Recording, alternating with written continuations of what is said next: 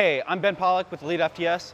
When I approach direct arm training with isolation exercises, I'm not focused on hypertrophy. I'm not even really focused on strengthening the muscles. I'm mostly focused on building balance between my biceps and my triceps, my other major muscle groups, and on injury prevention. So I'm going to show you one exercise for the triceps, one exercise for the biceps.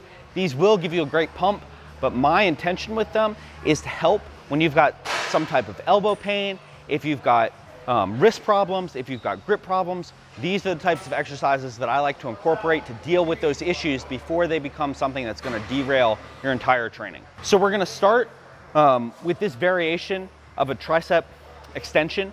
We're using the grenades because when you have to squeeze using your whole hand, it's both strengthening your fingers and it's taking some pressure off your wrists. If you do this exercise with smaller handles, it will still work, but you might feel a little bit more pain in your elbows, a little bit more pain in your wrists, and so you need to be careful about that.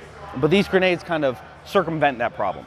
And I really recommend doing this at the end of your tricep workout. Like I mentioned earlier, I prefer to do my tricep strengthening exercises using variations of the core lifts.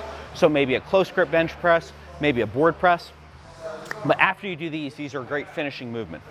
And so you can take a fairly light weight and you're gonna get in a position like you were doing an overhead tricep extension.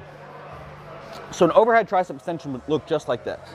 The variation we're gonna do is as you extend, you're rotating your wrist outward, as far outward as you can.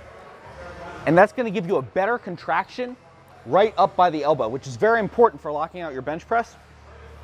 And it's something that's very difficult to target with other tricep movements.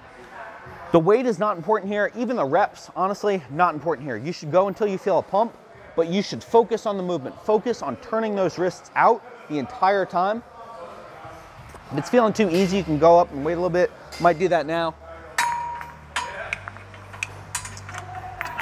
But you're also gonna have to think about keeping your scapula tight throughout the entire movement, because otherwise, very easy to get your lats involved here, get your shoulders involved. That's not what you want. You wanna make this an isolation exercise. You wanna keep the shoulder blade tight, whole shoulder girdle tight, and you wanna make sure to get a good contraction at the very end of the range of motion.